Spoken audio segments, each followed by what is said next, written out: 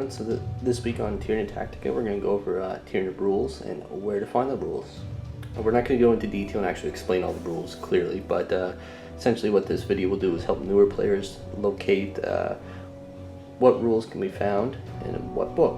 That includes formations as well. So we're going to highlight the formations. I won't give full details on the rules, as I mentioned earlier, for the formations, but it will explain what units are in it, so it can kind of give you an idea where to go. So we're going to go over all the hardback books first, and then we'll glance over the electronic versions, such as the Leviathan Rising series. So first off, first thing you need obviously is the Tyranid Codex. Within this book it has all the base models you can find with Games Workshop, and it also includes the psychic powers. I'd still recommend buying the psychic cards instead of using the book. It's just easier to keep track of who has what. So really that's it when it comes to the Codex itself.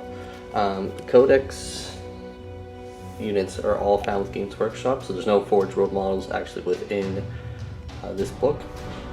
So that's really it. Moving on, we'll take a look at Imperial Armor, Volume 4, the Amphellion Project. This here is the second edition of the book, so if you're looking on eBay or anything, you want the second edition, not the first edition. There's a huge difference between the rules for the models within the book. Big changes, especially between the Malanthrope and the first one to this one. So, quickly highlighting what's contained in this book, we have the Dimicarian, the Melodic Spores, the Stonecrusher effects, the Hierophant, the Hieroduals, the Harridan, and the Malanthrope are all included in this book.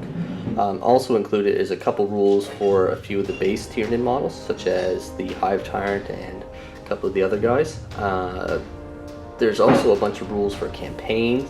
The system looks pretty fun. I've never had a chance to play it. All you really need with it, from what I can tell, will just be some Space Hulk tiles if you don't have actual Zone Mortalis tiles, as they are kind of expensive. I should note too, this book is on the higher end of the price scale if you do not live over in Great Britain. I live in Canada, so the exchange rate is pretty poor right now between the pounds and Canadian dollar. So it was worth it though. As you can see, the book's a little bit bigger, it's a lot sturdier made. The pages are really detailed. Fluff's been really good, the parts I had a chance to read, and it's definitely worth it. It doesn't contain any formations, I should note that though.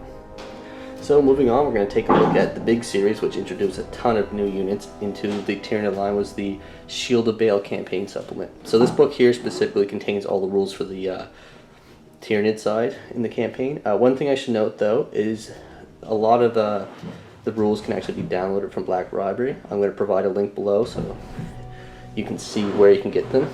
So most of everything aside from the formations can be downloaded from Black Library. So quickly highlighting what can be found in this book, it introduces Toxicrene and Malceptor, his rules for the Tyrannocyte, the Mucilid Spore, the Sporocyst, and it also includes updated rules for the Zoanthropes, such as they can now have broods of 6, and they can also have broods up to, or included with a Neurothrope, sorry. That is the new kind of boss. So it's kind of like an upgraded Doom of Malanthai. Also within the book is several formations as well. Included is the Hypertoxic Node, which consists of a Hive Tyrant, a Toxicrene, and Benanthropes. The Neural Node, which is consisting of Malceptor and Zoanthropes. The Sky Tyrant Swarm, which is Hive Tyrant and Gargoyles. The Sky Tide Formation, which is a Flyant.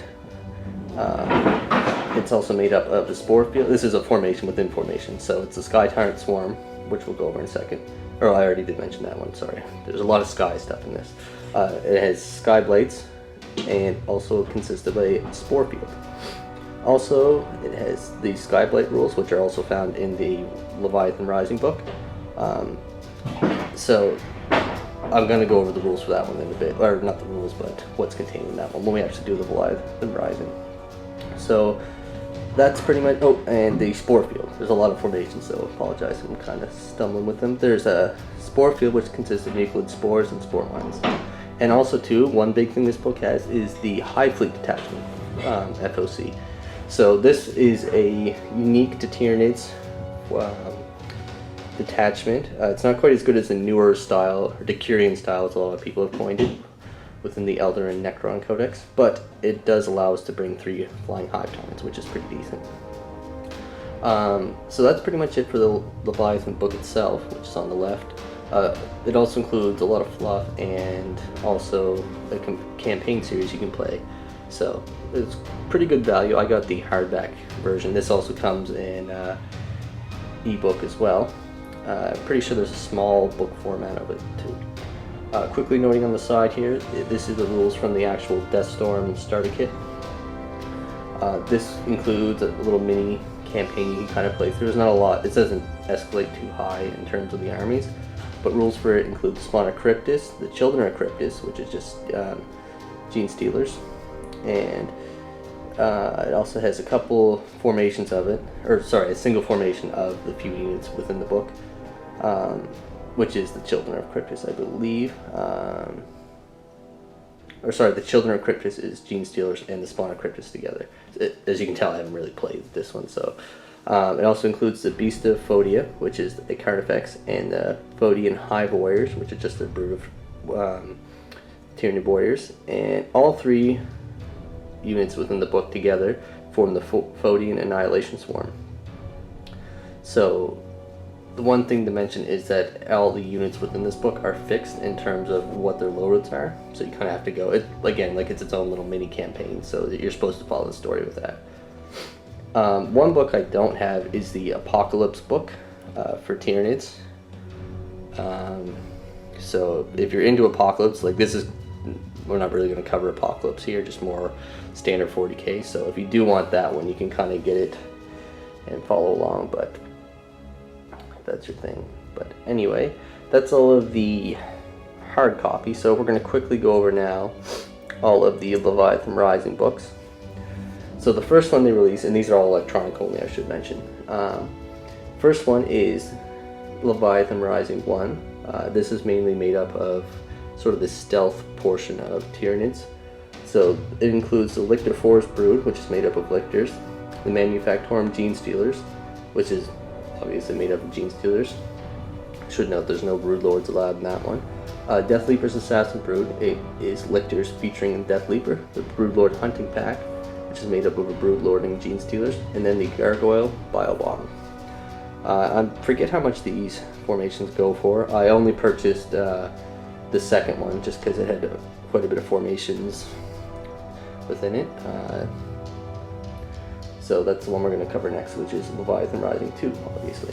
So within this one, it includes the Incubator Node, which is made up of the Turrigon and Gaunts, Synaptic Swarm, which is the Prime and Warriors, the Skyblade Swarm, which I talked about earlier. So this one is made up of a Hive Tyrant, Hive Crone, Harpies, and Gargoyles. This one's quite, I'd say quite often is the most used formation. Now that's debatable depending on where you go, but say on the tournament scene, this is what you're going to see generally when it comes to our formation. Within Leviathan Rising 2, there's also the Living Artillery Node, which is made up of an Exocrine, Warriors, and Biowars, and then the Endless Swarm, which is Warriors, Gaunts, Termagants, and Hormagaunts. And then lastly we have Rising Leviathan 3, which is made up of the Bioblast Node, which is Warriors, Fexes, and a T-Fex, and then the Record Node, which is Warriors and Carnifexes, then the Tyrant Node, which is a Hive Tyrant, Tyrant Guard, and a Venomthrope, and also in this one is the Subterranean Swarm, which is the Trigon Prime, a Trigon, a Moloch, and Raveners. One last thing that's in this is the Living Tide, which is essentially a bunch of formations within a formation. So this formation is made up of the Tyrant Node, Synaptic Swarm, Endless Swarms, Record Node, and Skyblade Swarm. So a lot of these formations are found in Leviathan Rising 2 and 3, so you gotta have both of them to make up the Living Tide. But the Living Tide, I think, is almost 3,000 or almost 4,000 points for it. It's got some pretty cool rules, but in practicality, it will never be seen out of Apocalypse. So. But anywho, that's all the Tyranid rulebooks and where exactly you can find the majority of our rules. So if you're newer and you're not sure where to go with Tyranids, again, start with the Codex, and hope this video helps you determine your next purchase and seeing where you want to go and building your Tyranid army. So thanks again for watching, and stay tuned for more Tyranid Tactica.